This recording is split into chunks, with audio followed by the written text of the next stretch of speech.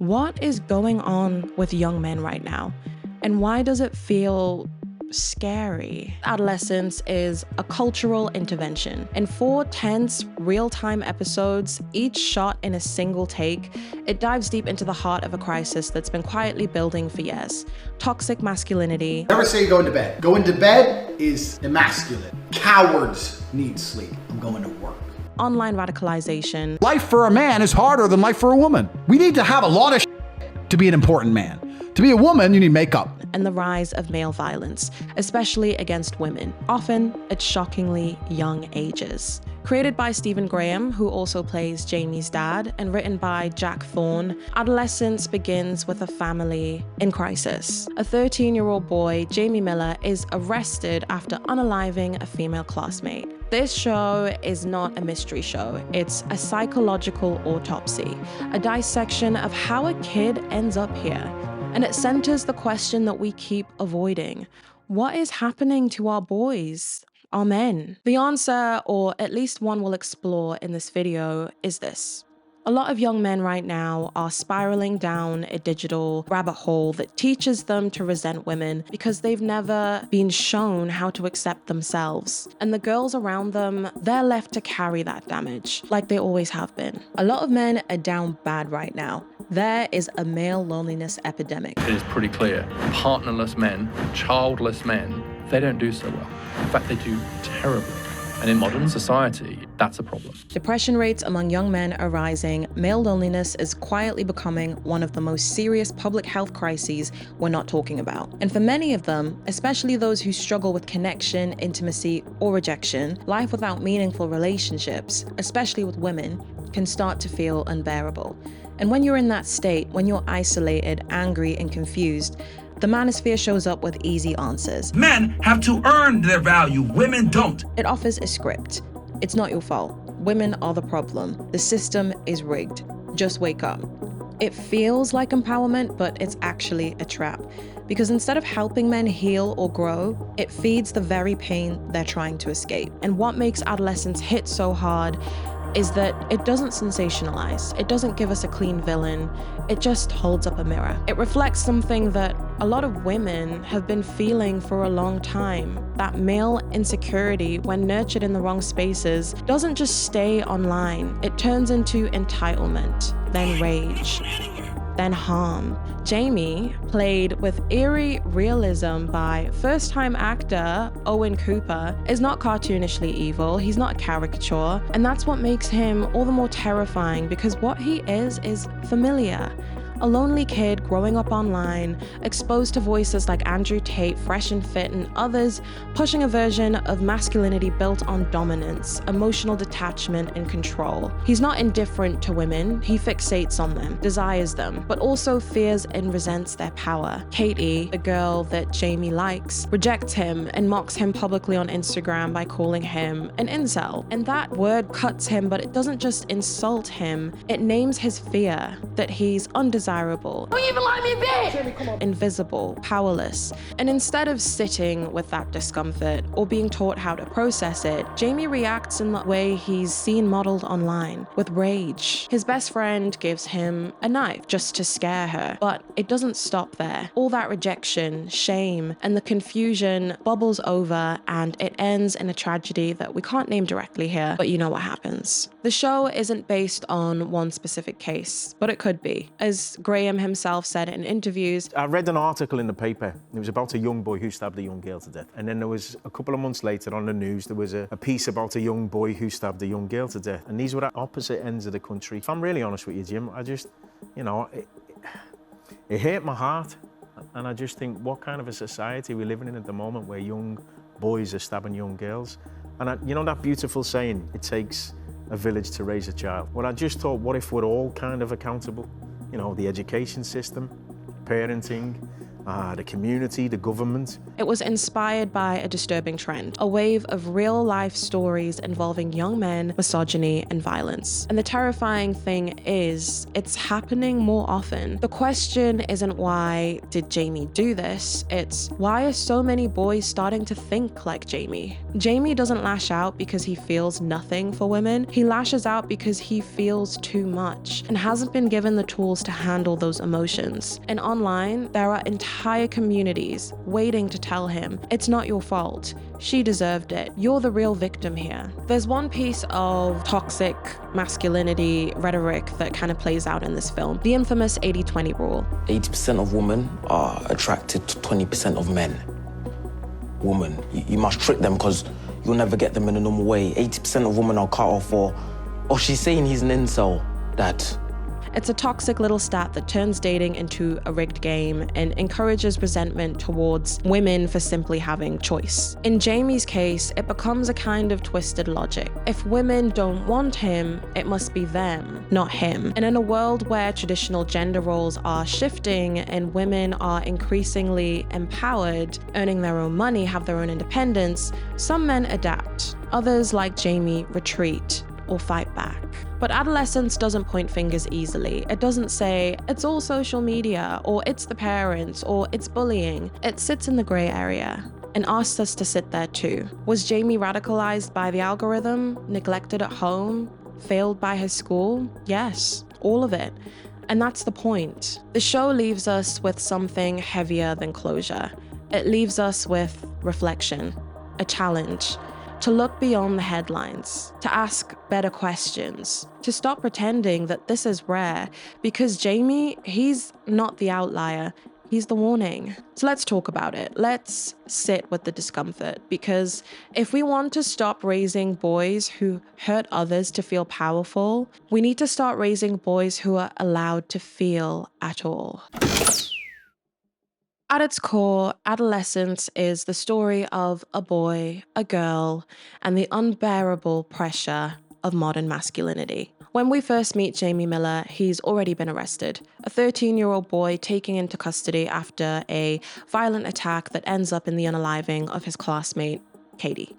But the most haunting part of this story isn't the act itself, it's the confusion around it. Why would a boy so young do something like this? Even the adults closest to the case can't explain it. The detectives, the teachers, his parents, they're all searching for an answer that makes sense. Was it bullying? Was it a breakup? Was it a mental health issue? Nothing quite fits until the detective's own son quietly reveals the missing link. He tells him what no one else saw. They say you're an incel, you're gonna be, I don't know, a virgin forever. That Katie had mocked Jamie online. She called him an incel on Instagram.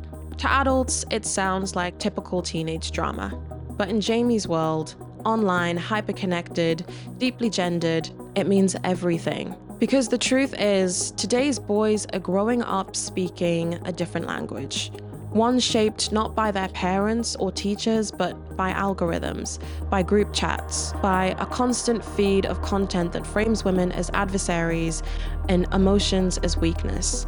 And in that world, being called an incel isn't just an insult, it's complete identity collapse. It names a fear that many boys already carry, that they don't belong, that they'll never be wanted, that they're on the outside looking in.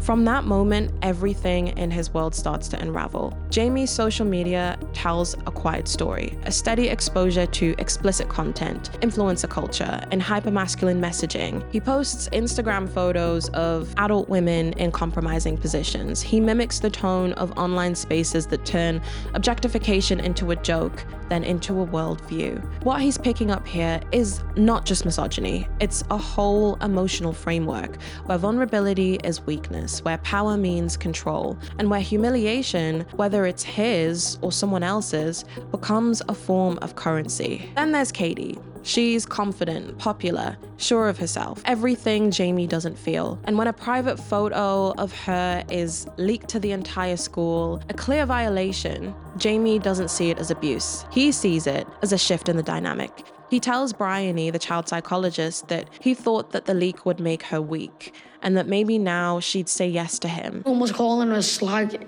you know, or flat or whatever. So I thought when she was like that weak, she might like me. She would say yes to someone like him.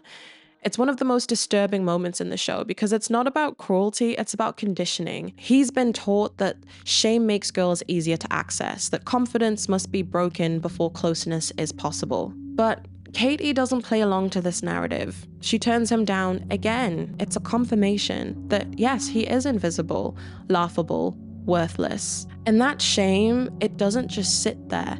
It festers, it builds until it becomes something else.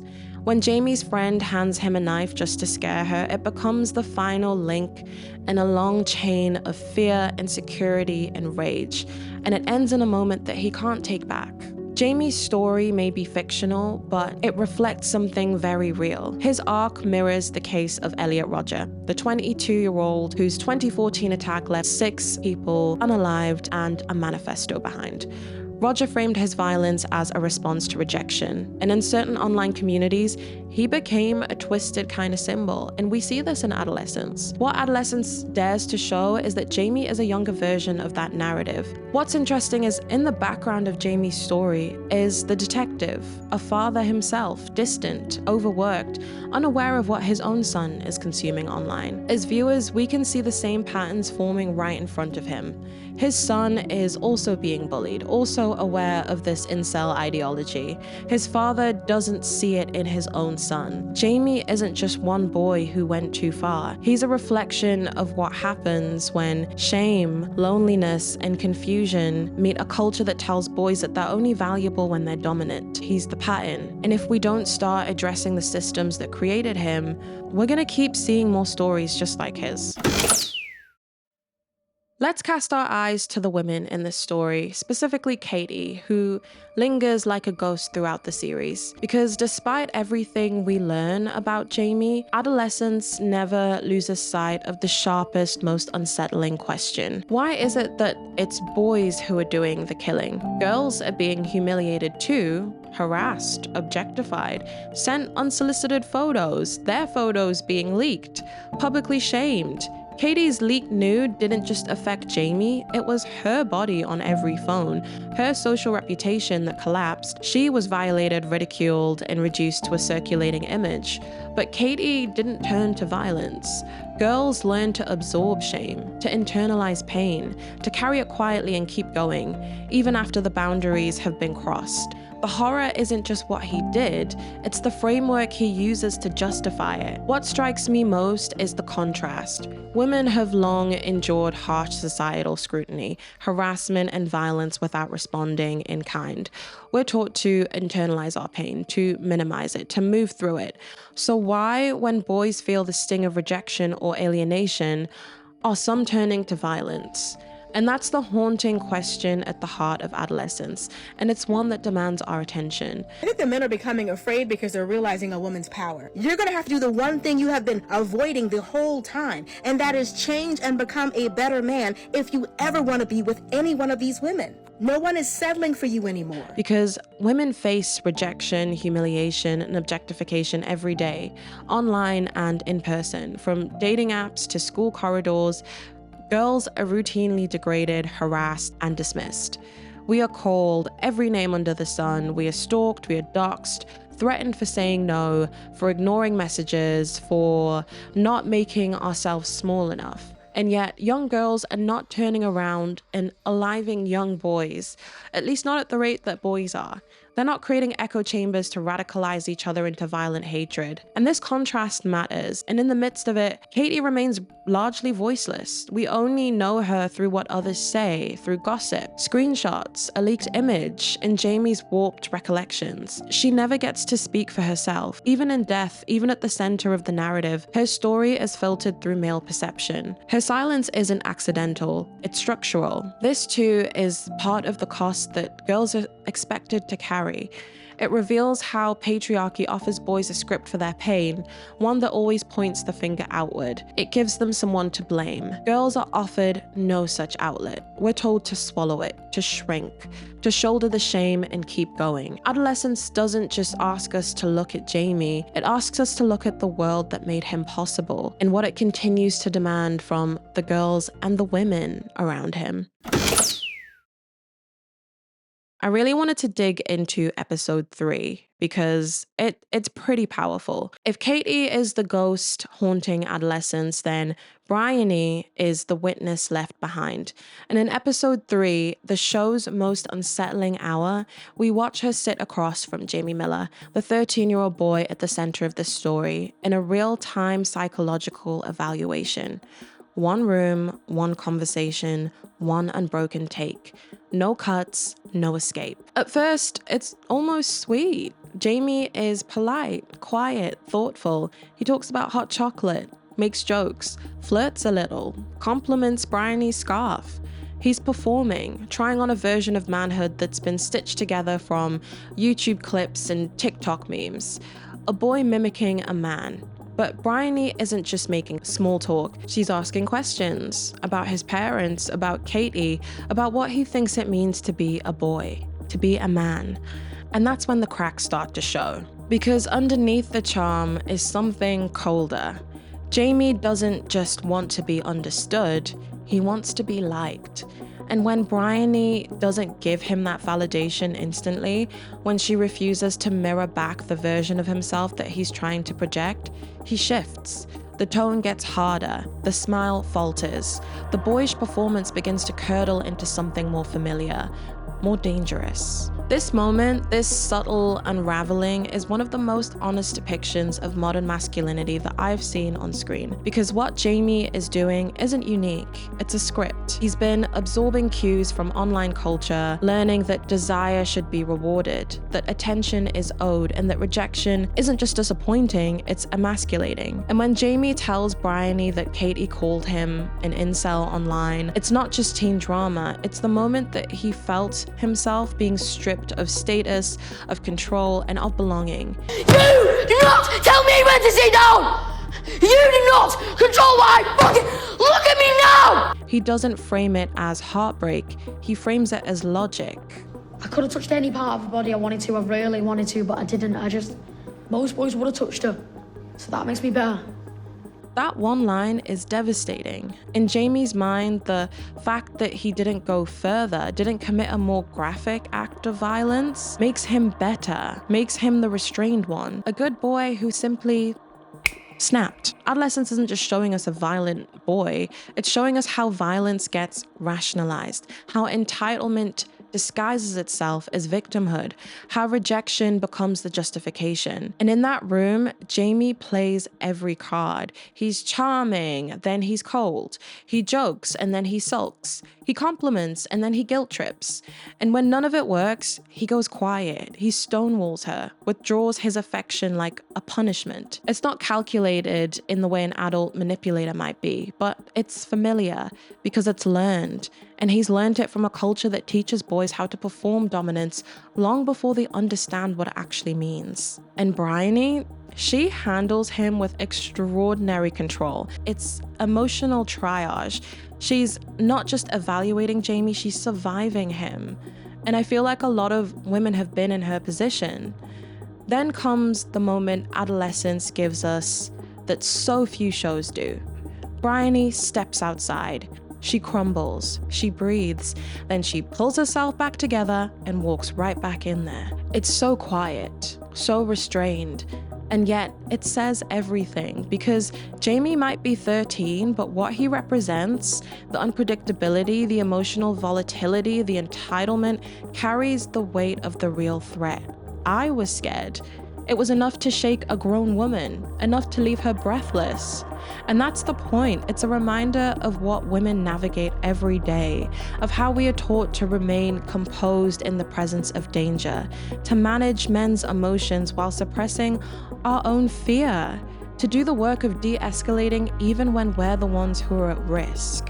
What this scene shows isn't just one interaction, it's a gender dynamic that plays out every day. In classrooms, offices, courtrooms, homes, women are expected to manage male emotions, even when those emotions carry the potential for harm, to stay calm in the presence of danger, to de-escalate, to absorb, to navigate, to soothe, to protect themselves without making it obvious, without making it trigger the guy.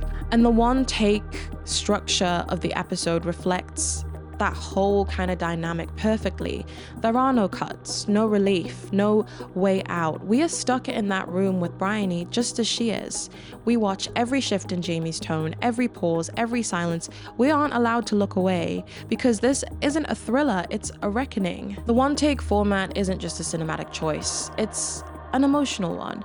It forces us to witness how boys learn to perform manhood, how they test boundaries, how they assert power, how quickly charm can turn into coldness, and how women, over and over again, are expected to sit through it and keep their composure. That scene doesn't just say something about Bryony, it says something about all of us, about how deeply embedded these dynamics are, about the way power doesn't always come from size or age, but from the role society hands to boys, to men, and expects women to manage. Adolescence doesn't make Bryony a savior. She doesn't fix Jamie. She doesn't even fully understand him. She just walks out, shaken, rattled. And honestly, that's the most truthful ending the show could give her. Just like Bryony, we're stuck, watching, waiting, calculating. And by the end, just like her, we're exhausted. This is what it feels like to be a woman navigating male entitlement. There are no cuts, no exits, no edits to soften the edges. Just you and him and the threat that he might become. Adolescence doesn't end with catharsis, it ends with discomfort. It leaves us holding questions that are bigger than one crime, one boy, and one girl. It's not just a story about Jamie, it's about what allowed Jamie to form. The online echo chambers, the absent parents, the broken conversations between fathers and sons, the weaponized desire, the casual misogyny that we've come to normalize. It's about a culture that teaches boys that they are owed something and offers them rage when they don't get it. But it's also about what girls are expected to carry. Katie's story is told in fragments, filtered through others, twisted by rumor, flattened by Jamie's entitlement. She has no voice of her own, even in her own death. And Bryony, tasked with facing that violence directly, must do so with calm, grace, and restraint, because women always have to be the ones to hold the line. And then there's us, the audience, trapped in that single unflinching take, made to sit in the tension, to bear witness, to ask, what now? Because Adolescence doesn't offer answers, it offers a mirror. And what it reflects back is not easy to look at. It shows us a generation of boys who don't know how to process pain except by externalizing it. A generation of girls who are still expected to absorb that pain quietly. And a society that at every level refuses to confront the root of it all. So what happens next? That's not a question that the show can answer. It's one that we have to. I'd love to hear from everyone, particularly men, about what they felt, what they thought when they watched this show, whether it triggered anything inside you, whether you recognize things in yourself, in your friends, in your family members. And for women, I would love to hear what you thought about being with Bryony in that room sat across from Jamie, because honestly, I was so scared and I was like, this is a 13-year-old boy, but honestly, I would have just walked out of that room and been like, I'm a celebrity, get me out of here, because it was really scary. And I made this video because time and time again, even just this morning before I sat down to record this, I have seen so many cases of women being unalived at the hands of men after being rejected by ex-partners, by very similar scenarios. And it is alarming. It's getting to the point where, things like the 4B movement are rising up, where women just want to distance themselves from men because it's safer than becoming a potential news bulletin at the end of the day. So I would also love to hear from you guys, and particularly another group that I also want to challenge here are Parents, like, do you know what your kids are up to online? You don't just lock people up and throw them in prison. You have to address things at the root. So thank you so much for watching, guys, and I will see you in